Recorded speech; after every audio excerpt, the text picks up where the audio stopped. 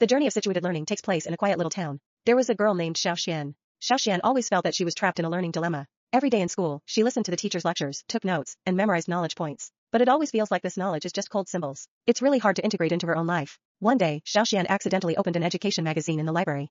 There was a sentence that caught her eye. Today we are going to learn about a super useful learning theory. Situative learning. Xiaoxian thought, could this be a way to change her learning situation? She continued reading. She saw the concept of authentic context. This reminded her of her experience learning English, always struggling to memorize word lists, but when it comes time to use them. But she stammered and couldn't say it out loud. She couldn't help but imagine, if she were like what is said in the article. It's not just about learning English words, but actually using English to talk to the waiter when ordering. Then learning English must be such an interesting and effective thing. But where are such opportunities? Xiaoxian fell into deep reflection. This is the first suspense. Then Xiaoxian discovered social interaction. She realized that her usual learning was all about burying herself alone. She rarely discussed or collaborated with classmates. She recalled a time solving a difficult math problem. She had been pondering for a long time with no results, and a classmate at the next table exchanged ideas. Her thoughts quickly came to a conclusion. Is learning really not a solitary thing? But she was a bit afraid to communicate and learn with others, worrying about saying something wrong or being laughed at. How could she overcome this psychological barrier? This is the second suspense. Looking further down, the concept of community of practice came to mind.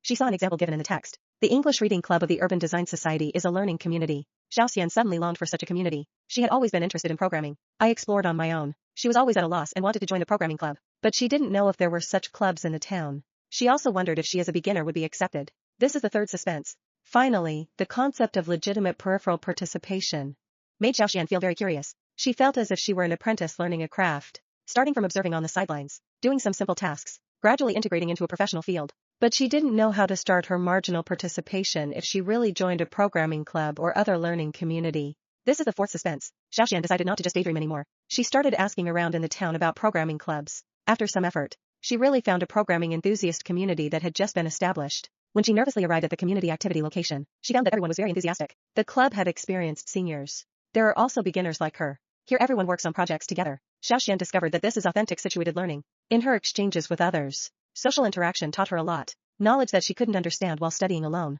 At the very beginning, Xiaoxian was just like what the concept described. Observing the seniors coding beside her. Occasionally helping with some simple testing tasks. Legitimate peripheral participation. As time passed, she became increasingly proficient, and she also started participating in some core programming work. Gradually became an indispensable artist in the club. Xiaoxian finally understood. Situated learning is not just about learning content. More importantly, it's about learning collaboratively in authentic contexts with like-minded partners through appropriate means. She successfully broke away from the dull learning mode of the traditional classroom. She entered a more real and meaningful learning event.